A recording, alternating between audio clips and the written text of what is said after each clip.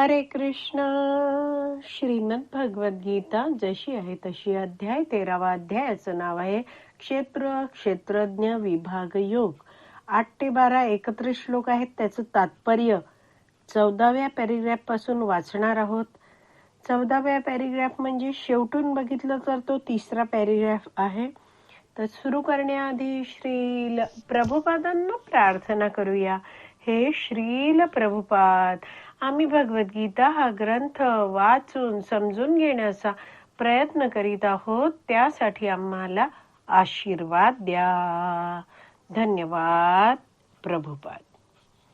तर जो 12वा श्लोक आहे त्याची जी पहिली ओळ आहे अध्यात्म ज्ञान नित्यत्वम, याबद्दल आणखीन श्रील प्रभुपाद या पॅरेग्राफ मध्ये सांगता आहेत. वाचूया.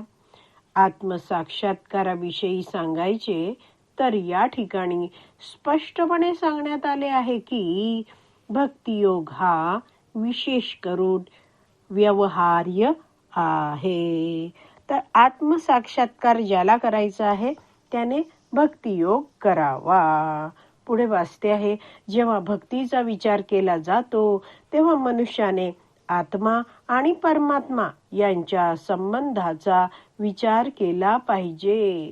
जीव आणि परमात्मा हे एकच असू शकत नाहीत, निदान भक्तियोगाच्या बाबतीत तरी नाही. भक्तियोगामध्ये संबंध ज्ञान शिकवलं जातं. मी आत्मा आहे, भगवान श्रीकृष्ण हे माझे स्वामी आहेत, मी त्यांची सेवा करायला हवी. भगवान श्रीकृष्ण हे सगळ्यांचे हितचिंतक आहेत आणि परमात्मा रूपात ते प्रत्येक जीवाने धारण केलेल्या भौतिक शरीरातील हृदयामध्ये जीवात्म्याबरोबर राहतात. भगवंतांची सेवा करूनच मी संतुष्ट होऊ शकेन. आणखीन संबंध ज्ञानामध्ये येतं, जीवेर स्वरूप है कृष्णेर नित्य दास, मी भगवंतांचा नित्य दास आहे. आत्मा आणि परमात्मा यांचा विचार केला तर आत्मा अणु, तर भगवंतांना म्हणजेच परमात्म्यांना विभू असं म्हटलं जातं. विभू म्हणजे प्रचंड. आणखीन ज्ञान दिलं जातं यामध्ये की आत्मा हा कायम आत्माच राहणार आहे. तो आत्मा कधीही परमात्मा बनू शकणार नाही. आणि म्हणून श्रील प्रभुपाद इथे शेवटी देत आहेत की जीव आणि परमात्मा हे एकच असू शकत नाहीत, निदान भक्तियोगाच्या बाबतीत तरी नाही. पुढे वाचूया. या ठिकाणी म्हटल्याप्रमाणे जीवात्म्याने परमात्म्याची करावयाची सेवा ही शाश्वत नित्यम आहे. म्हणून भक्तियोग ही शाश्वत आहे. मनुष्याने या तत्वामध्ये दृढ निश्चयी असले पाहिजे. तर 12व्या श्लोकाची पहिली ओळ आहे अध्यात्म ज्ञान नित्यत्वम. तर नित्यत्वम बद्दल श्रील प्रभुपाद इथे म्हणत आहेत की जीवात्म्याने परमात्म्याची करावयाची सेवा ही शाश्वत नित्यम आहे. तर जीव आहे त्याने या भौतिक जगतामध्ये अधिकृत आध्यात्मिक गुरूंच्या मार्गदर्शनामध्ये परमात्म्याची नित्य सेवा करायला हवी. जेव्हा जीव अशी भक्तिपूर्ण सेवा भगवंतांची करतो आणि तो आध्यात्मिक जगतात प्रवेश करतो तर तिथे सुद्धा जीव आहे तो भगवंतांचा नित्य दासच राहतो.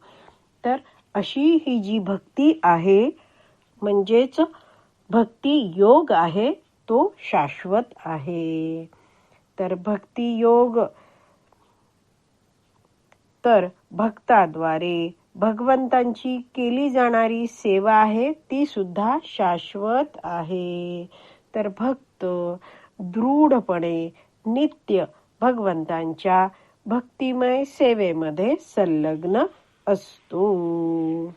तर ही जी भगवान श्रीकृष्णांची भक्ती केली जाते ती शाश्वत आहे. या जन्मात जर एखाद्याने 50% भक्ती पूर्ण केली तर पुढच्या जन्मात त्याला निश्चितच मनुष्य शरीर मिळतं आणि तो 51व्या टक्क्यापासून आपली भक्ती पुढे चालू ठेवतो. पुढे वाचते आहे. श्रीमद भागवतात 1.2.11 मध्ये म्हटले आहे की वदंती तत्तत्व विदस्तत्वम यज्ञानम अद्वयम. जे तत्ववेत्ते आहेत ते जाणतात की परम सत्याचा ब्रह्म, परमात्मा आणि भगवान या 3 निरनिराळ्या स्वरूपांमध्ये साक्षात्कार होतो. परम सत्याच्या साक्षात्कारातील भगवान साक्षात्कार ही अंतिम पायरी आहे. यास्तव मनुष्याने भगवत ज्ञानाप्रत उन्नती करावी आणि भगवत भक्तीमध्ये संलग्न व्हावे. हीच ज्ञानाची परमावधी आहे. तर हे थोडक्यात जाणून घेऊया. भागवताच्या या श्लोकामध्ये परम सत्य हे कशा प्रकारे या 3 निरनिराळ्या स्वरूपामध्ये असतं, त्याचा साक्षात्कार होतो, याबद्दल सगळी चर्चा केली आहे.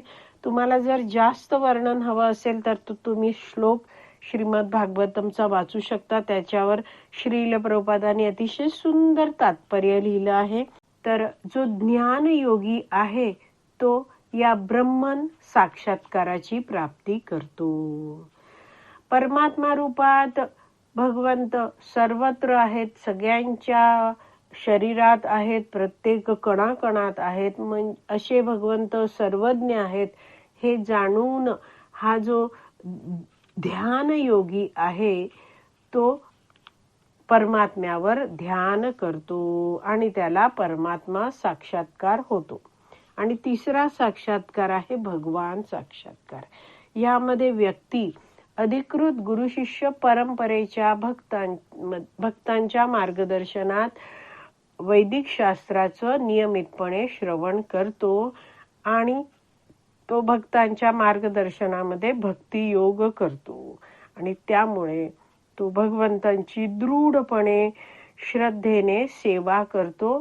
आणि भगवंतांची अशी सेवा केल्यामुळे, श्रवण कीर्तन नवविधा भक्ती केल्यामुळे त्याला पुढे भगवंतांचा साक्षात्कार होतो. आपण इथे वाचलं शेवटी की हीच ज्ञानाची परमावधी आहे. म्हणजे व्यक्ती आहे तो अधिकृत गुरु शिष्य परंपरेतून श्रद्धेने वैदिक शास्त्राचं श्रवण करतो. नियमितपणे हे असं तो करतो. भक्तांच्या मार्गदर्शनामध्ये त्या भक्ताने भगवत ज्ञान घ्यावं, भक्ती करत राहावी.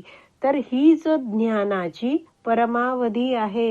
म्हणजे ज्ञान घेऊन त्याने नुसतं बसायचं नाहीये, तर त्यानुसार वागून भगवंतांच्या संतुष्टीसाठी त्यांनी सेवेमध्ये मग्न झालं पाहिजे. तर ज्ञानाची परमावधी म्हणजे काय, तर भगवंतांविषयी जाणून भगवंतांच्या भक्तिमय सेवेमध्ये जोडलं राहणं. आज आपली विराम द्यायची वेळ झाली आहे. आज आपण इथेच विराम देऊया. श्रीमद भगवत गीता की जय. श्रील प्रभुपाद की जय. हरी बोल.